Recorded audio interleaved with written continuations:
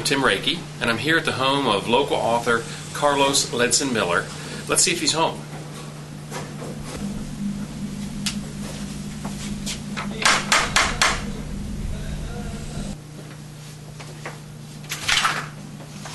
How are you? Welcome. Come on in. Thank you very much. Wow, that is a beautiful view. I can see where you get your inspiration. Yeah, this is a pleasant place, all right. This is a good place to work. Wow, that is a wonderful view, Carl. Yeah, this is really nice. I think arguably we have the best spot on the lake.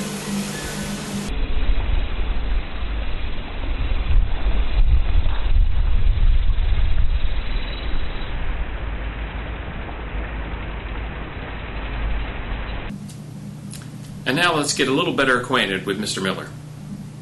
Can I call you Carl? Most people call me Carl. Okay. Could you give me a bit of background, personal information? Okay, kind of a brief bio. My family was kind of nomadic. We traveled around quite a bit, but to summarize it, I was born in Los Angeles, and about the time I started school, my family went down to Panama. My father had been born and raised in Panama, was bilingual. He went to work for the U.S. government down there. This was during World War II. Mm-hmm. And then after the war was over, he continued to stay down in the tropics and work. And we stayed there. We lived most of the time in Panama, but we also lived a couple of years in Belize. And then about the time that I started the high school, we came up to Louisiana, and that's where I attended high school and college. After a 4-year stint in the Marine Corps, I was passing through Houston, and there was a lot of exciting stuff going on here. One of the things, there was south of town, there was a place called the Shamrock Hotel, and behind that was this open prairie with a crater that they were digging in there, and they were going to put a baseball field down there in that crater, and they were actually going to put a roof on top of it. And nowadays, dome stadiums are pretty common, but then it was something extremely innovative and questionable whether or not they could even do it. And then in addition to that, just down the Gulf Freeway, there was another group of people who were promising that they were going to be able to walk on the moon. So between the combination of things, this really seemed like an exciting place to live, and I decided I was going to at least stay here for the summer.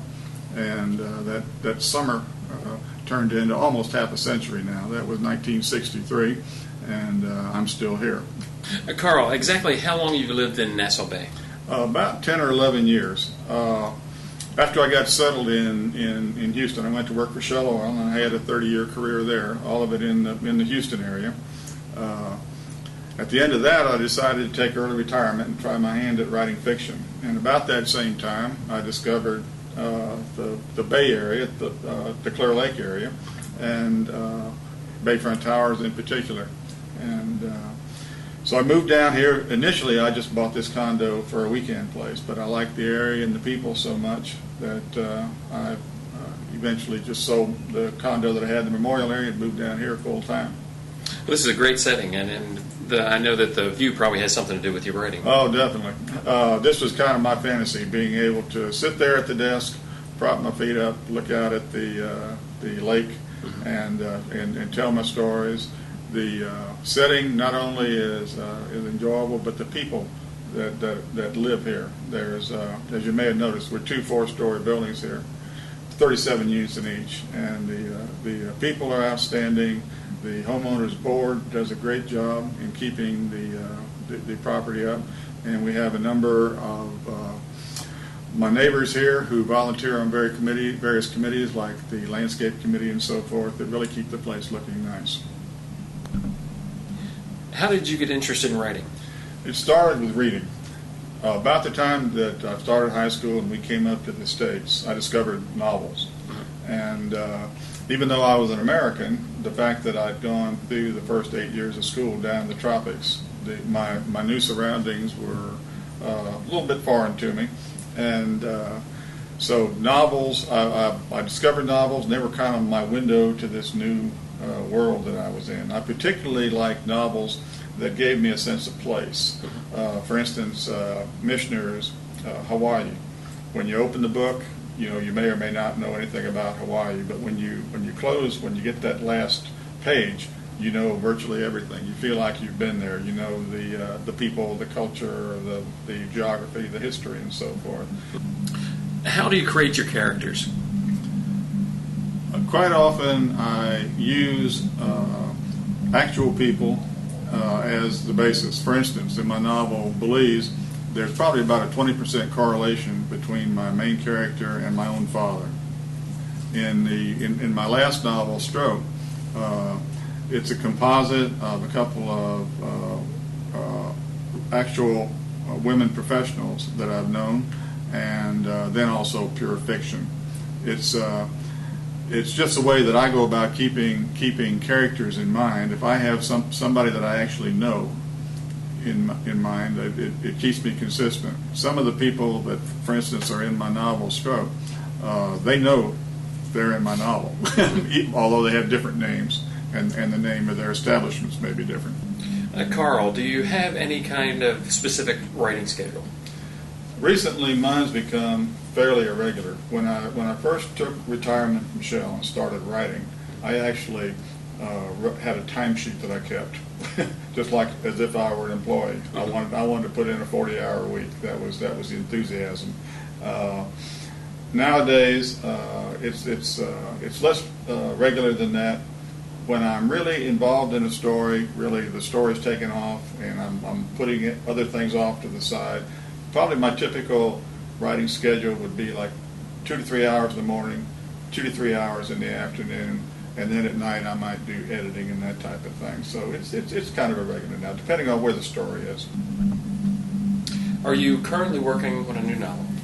I just finished one last month. The title is French Quarter Danny, and I guess I worked on that for about 2 years, and so I'm just at the end of that project, and I just found out last week that I have a publisher, which is something that I'm really happy about. It's difficult to get publishers nowadays. Well, you just told me about your new novel, but the way I understand it, your first 2 novels were self-published. That's right. But how hard is it to get a publisher? It's extremely difficult. With my third novel, Stroke, I was delighted when I got a publisher for that. It was a small press, and unfortunately, they actually had rights to my next novel, but they've had to suspend operations due to the economic climate.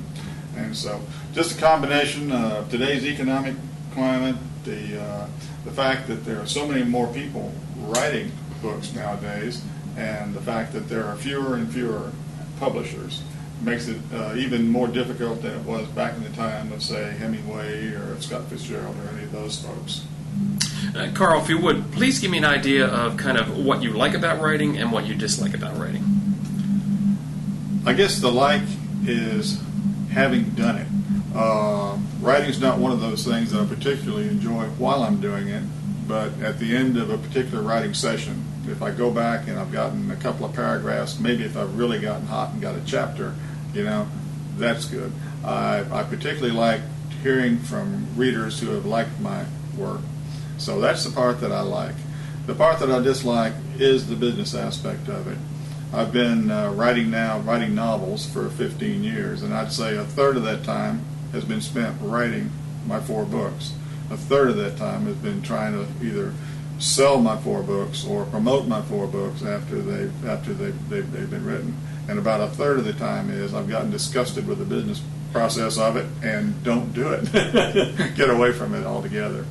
So the writing's the fun part. The business definitely is not, though. With your writing, do you work with other writers or collaborate with other writers from time to time? Definitely. One of the things that I've been extremely fortunate in, that I've found other writers who would allow me to join them in writing critique groups, and we have one that meets here every other Monday, and we typically in a writing critique meeting, each of us will bring in copies of 10 pages that we've written. We'll pass them out, sitting right here, and the person who wrote it will read from it. The others will mark up their copies, and then we'll have a roundtable discussion. It's invaluable. In addition to those folks, I've got 4 or 5 people who online will critique my work chapter by chapter. Carl, we've discussed your novels. Do you do any other writing besides just writing the novels?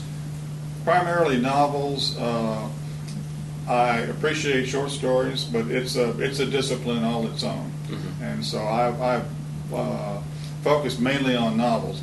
One of the things that my last novel, Stroke, kind of evolved into was to start the novel. It's a story about a woman, professional pool player, and I interviewed a number of women professionals, and that kind of got me involved in their pool leagues, and so that in turn I wound up as a columnist for probably the primary website, pool-related website, AZ Billiards. I'm listed as a columnist for that. I've also done some magazine articles. This was Change Magazine, which is down here in the Bay Area, and typically they don't write about sports and that type of thing, but I wrote about a woman pool player, and they were nice enough to publish that. And then I also write for some of the put occasional articles in the pool-related glossy magazines. So it's just kind of evolved on its own. I really didn't intend to do that, but it's interesting. I like promoting women's pool in particular. In many cases, actors and artists, authors have messages or concerns that they will go ahead and have flowing through their book. Do you do that at one occasion, or no, certainly not intentionally. That's one of the things that really kill a novel. You can hear the author intervention if they've got something they want to that they're trying to promote, like somebody receiving an Academy Award. My goal is to present a setting and a culture that is foreign, I'm assuming is foreign to my readers, as accurately as I can. Carl, give me an idea of kind of which writers you enjoy to read. Of course, the writers of my childhood, Hemingway, Michener, F. Scott Fitzgerald, people like that. I kind of cut my teeth on those. Real quickly, Carl, what are your short-term writing plans? I really, at this point, don't have a new book. In the immediate future, the publisher who's just picked up my new novel, French Quarter Danny, he said he's going to attempt to get it out by the end of the year. Hopefully it'll at least be out by spring. But I know he's read through it, and he's had an associate read through it, and they're going to want me to do some revisions. So my immediate plans are going to be, quick as they'll let me know what they want done, I'm going to go in there and get it where meet their requirements. Okay. Well, this has been a lot of fun, Carl. Now the big question probably would be, how do your readers or people that are interested in reading your novels, how do they get copies? The simplest way is if they go to Google and put my entire name in quotes, Carlos Ledson Miller. Okay. They can go to my website by the same name, or if they go to Amazon.com and enter that, my work will come up. But if they just put that in Google, I'm the only one that comes up. With that strange combination of names, I'm apparently not only the only writer with that name, I'm the only person on this planet with this name, and I think by extension probably the only person with the name Carlos Ledson Miller. Well, Mr. Miller, it's been a pleasure. It's been my pleasure. Thank you for taking the afternoon with us. Appreciate you coming by. No problem.